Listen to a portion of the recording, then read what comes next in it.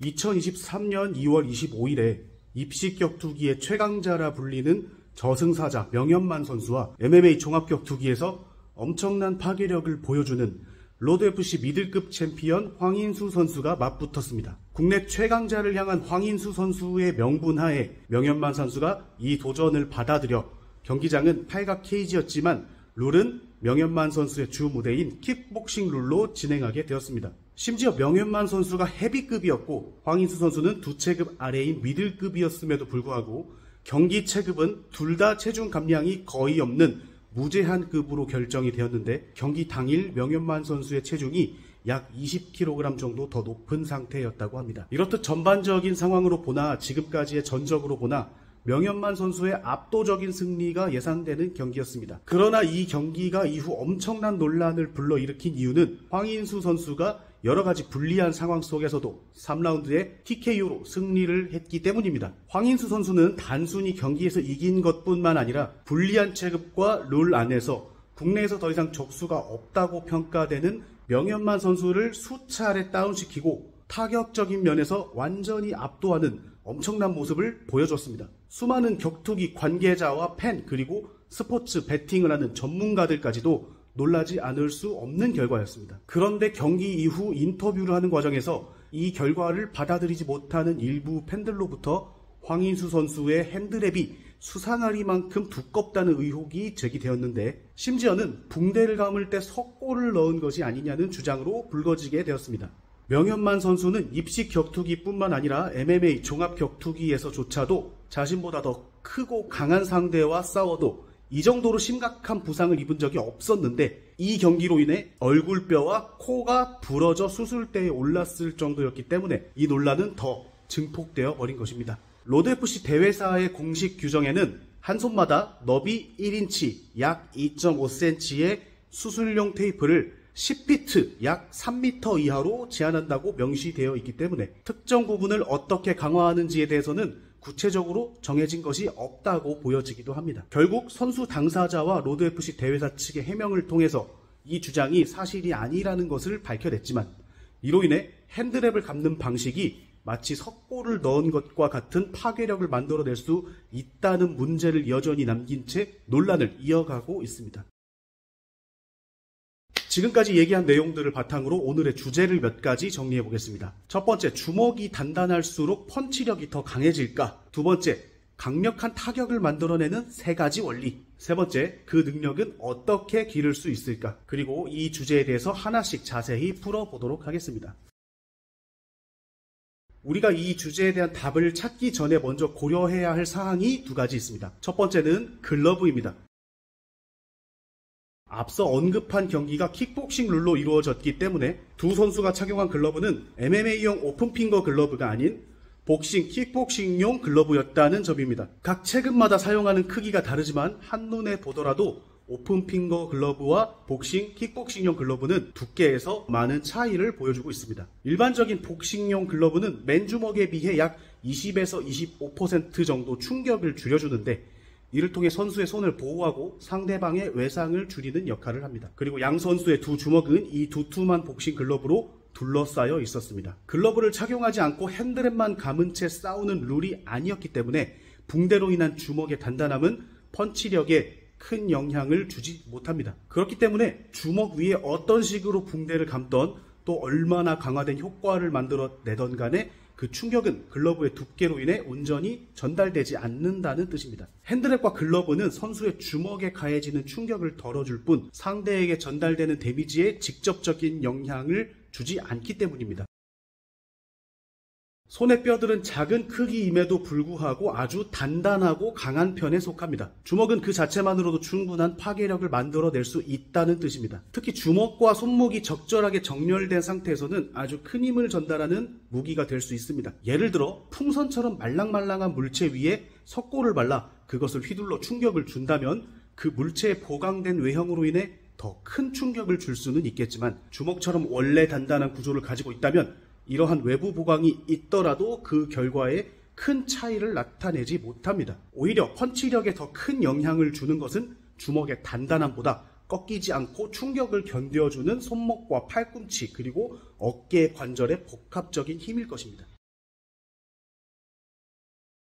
두 선수가 서로를 공격하기 위해 타격을 주고받는다는 것은 불안정한 상황 속에서도 다양한 움직임을 만들어내는 것이기 때문에 우리 몸에 여러 가지 힘이 복합적으로 협력하여 작용을 하게 됩니다. 다시 말해 펀치의 위력은 주먹의 단단함이나 어깨의 힘과 같이 한두 가지 요소로만 결정되지 않는다는 뜻입니다. 무엇보다 제한된 공간 안에서 동일한 규칙을 적용받는 격투 스포츠에서는 같은 움직임을 얼마나 더 효율적이고 효과적으로 만들어낼 수 있는지가 경기력에 큰 차이를 만들어냅니다.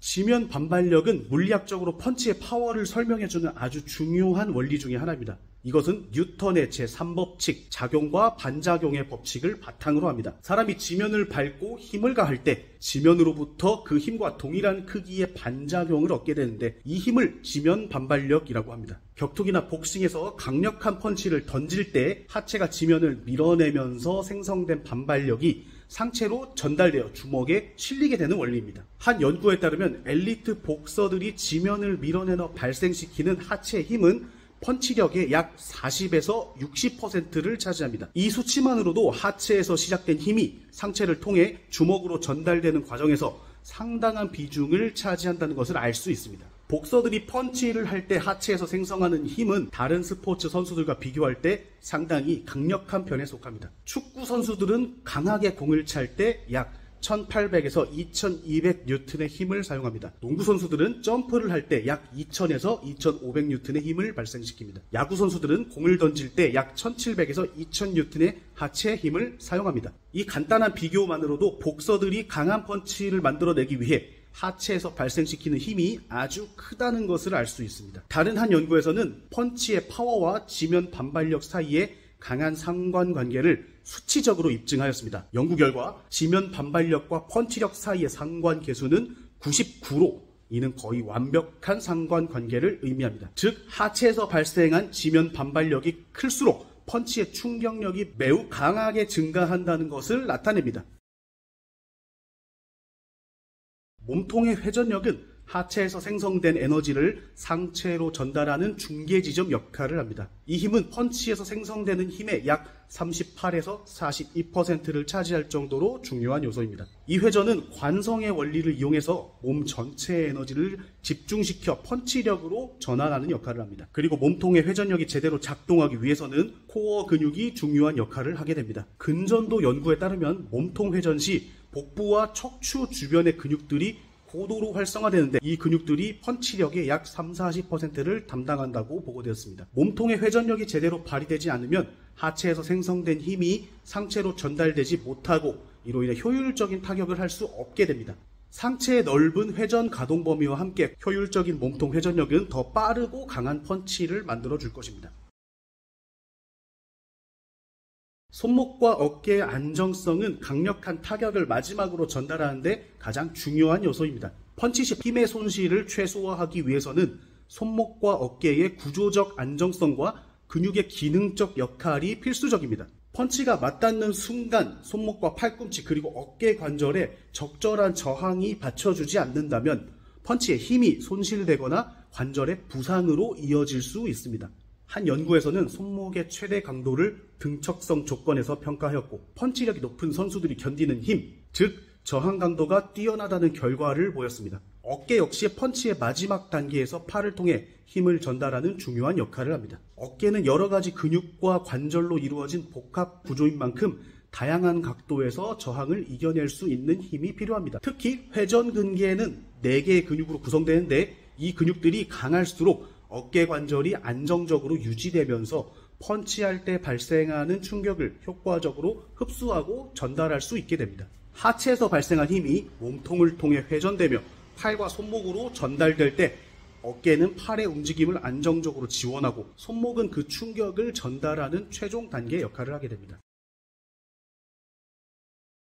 강한 펀치력을 만들기 위해서는 단순히 근육을 강화하는 것 이상으로 운동 전이성이 중요합니다. 운동 전이성이란 트레이닝에서 연습된 동작과 기술들이 실제 상황에서 얼마나 효과적으로 나타낼 수 있는지를 의미합니다. 즉, 특정 근육과 힘을 강화하는 것에 그치지 않고 훈련 중에 익힌 힘과 기술이 스포츠 경기에서 자연스럽게 발휘될 수 있어야 한다는 것입니다. 격투기와 같은 실전 상황에서 요구되는 동작들은 아주 복잡한 전신의 협응력을 필요로 하기 때문입니다.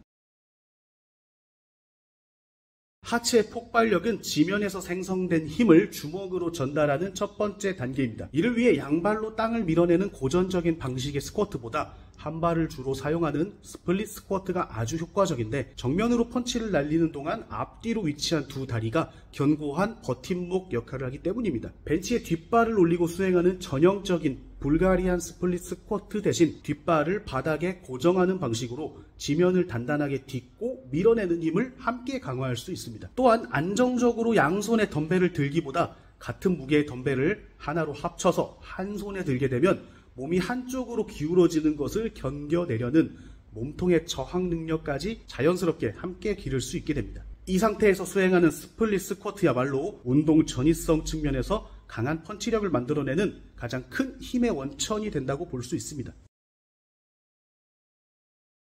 몸통의 회전력은 하체의 힘을 상체로 전달하는 데 필수적입니다. 이 힘에 따라 그 폭발력이 증가하기도 하고 감소되기도 합니다. 첫 번째로 밴드를 이용한 몸통 회전 운동은 코어의 기능을 발달시키기 아주 좋은 방법입니다. 밴드를 손으로 잡거나 어깨에 걸고 몸통을 좌우로 돌리면서 복근과 옆구리 근육을 활성화할 수 있게 됩니다. 몸통을 구성하는 근육의 기능적인 특성상 전달되는 힘의 손실을 최소화하는 견고한 중간다리의 역할이 가장 중요합니다. 밴드를 이용해서 안정성을 기를 수 있다면 메디신 볼 스로우 같은 트레이닝은 폭발적인 회전력을 키우기 위한 아주 좋은 운동입니다. 벽을 향해 측면으로 메디신 볼을 던지면 몸통을 빠르게 회전시켜 전신의 협응력을 강화할 수 있습니다. 이 운동은 펀치의 강도와 속도를 높이는데 직접적으로 효과를 주면서 실제 타격 시 필요한 회전 근육의 능력을 향상시켜줍니다. 손목과 어깨는 펀치의 마지막 단계에서 충격을 견디는 중요한 역할을 합니다. 슬레드 런은 두 팔을 뻗어서 무거운 썰매를 밀어내는 운동으로 펀치의 각도와 유사한 방식으로 손목과 어깨에 강한 부하를 주어 순간적으로 강한 충격을 전달하여 견디는 능력을 길러줍니다. 이 운동은 특히 어깨와 손목의 등척성 근력을 발달시키는데 각 관절들이 충격에 흔들리거나 꺾이지 않고 견딜 수 있도록 도와줍니다. 인클라인 벤치 프레스는 실제 펀치 각도와 유사한 각도로 상체에 밀어내는 힘을 발달시킵니다. 특히 어깨의 회전근과 상부 흉근을 활성화해서 주먹이 타격을 가할 때 어깨와 손목이 안정적으로 충격과 무게를 지탱할 수 있게 돕습니다. 지금까지 강한 펀치력이 만들어지는 원리와 트레이닝 방법에 대해서 큰 틀에서 이야기해 보았습니다. 앞서 얘기한 것처럼 단단한 주먹이 곧 강한 펀치력으로 직접 연결되지 않는다는 점, 그리고 힘이 발생하고 전달되는 원리와 목적과 방향에 맞는 올바른 트레이닝이 무엇보다 중요하다는 점을 잘 이해하셨다면 이제부터는 여러분의 트레이닝에도 똑같이 적용하여 의미 있는 성과를 만들어낼 수 있기를 바라겠습니다.